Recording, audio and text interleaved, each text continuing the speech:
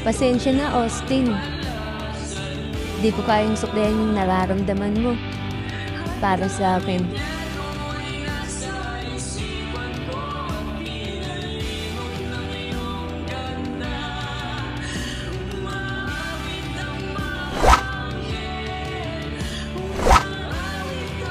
Pero, kahit na gano'n, huwag ka pa rin tumigil magmahal. Malay mo, balang araw.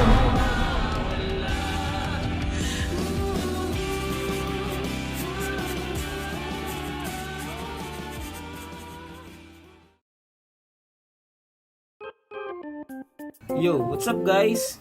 Kung naguguluhan kayo sa kwento ng intro natin, panoorin nyo muna yung part 2 tapos balik kayo dito. Tuloy ang kwento. May katrabaho ba kayong ganito? Yung tipong peak hours na pero parang basic lang sa inyo yung trabaho. Pre, ako na bahala sa basing. Ikaw na lang mag-pending, pre. Kala mo talaga may bitaw eh. Buhat ka lang naman ni Austin. So ngayon, ang pag-uusapan po natin,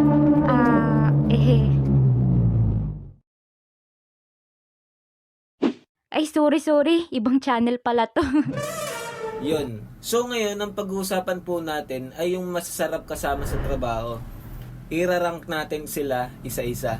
At uunahin ko muna sa dining station. At una ko sa listahan, si Tom. Ilalagay natin siya dito sa rank C. Ewan ko lang kung nainahan din sila kay Tom. Pero para sa akin, wala eh. Bagal kumilos, tas laging pagod. Tapos maya-maya, tingin pa sa salamin yan. Feeling pogi. Anyway, sunod naman tayo sa listahan. Si Dave. Ilalagay ko siya sa rank B. Kabatch ko kasi ito pumasok sa Jollibee. 2 linggo lang ang agwat namin. At mas nauna siya. Nagtataka nga ako nung una kung mongoloid ba talaga siya or ganun talaga yung ugali niya. Gagi tol, ganito kasi yun tol. Kasi tol, sa mang inasal tol, kailangan tol, humble ka lagi tol. Kasi tol, kailangan mabilis ka dun tol. Kasi tol, may towel management kami dun tol eh. Tamang oo na lang talaga ako dun kahit di ko magkaintindihan yung mga sinasabi niya. Sa ngayon, wala na siya sa store. Pero nakikita ko pa din naman siya, kaso magkaiba na kami ng uniform. Okay, next. Kian. Robot ng dining yan, pre. Introvert siya, pero sobrang bilis niya kumilos, kaya i-rate ko siya ng rank A. Rank S sana to, kaso boring niya kasama eh. Di nagsasilta, parehas kaming introvert. Oo, introvert din ako. Nagiging walang yalang ako kapag close ko yung ginagagi ko. Boring pero kailangan namin siya sa peak hours. Okay, next naman, si Kuya Jiro. Ilalagay ko siya sa rank A. Yan. Kasi si Kuya Jiro kasi nagturo sa akin ng mga standard.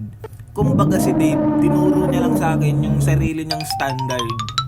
Si Kuya Jiro nagturo sa akin ng mga tricks para di ka utusan ng mga manager kapag walang masyadong tao. Tamang punas lang sa wall kahit di naman kailangan. Mas okay na yung may ginagawa kaysa mapagalitan ng manager kasi wala kang ginagawa, di ba? Mas nakakahiya yun. At eto na. Ang pinaka-the base na kasama sa dining, pre. Si Cyrus, pre. I-rank ko siya ng class S. Pre. Kung may meta sa ML, siya naman yung meta sa dining, pre. Ay, nasibag na ito magbasing, pre. Kaya kapag ito yung kasama ko, inuubos ko agad yung mga outpending eh. Kasi siya yung bahala sa basing. Kaya kapag siya yung kasama ko sa dining, mapapa the base. So yun, hanggang dito na lang po muna ang may kukwento ko sa inyo. At oo nga pala, nagpapasalamat din pala ako kay Ate Abe Animated dahil pumayag siya na makasama natin dito sa video. Ilalagay ko na lang yung link ng channel niya sa description. So yun, hanggang ngayon, pinag-iisipan ko pa rin yung next video kung mag-storytelling na lang ako or ranking pa rin ng mga kasama. Yun lang. Bye bye.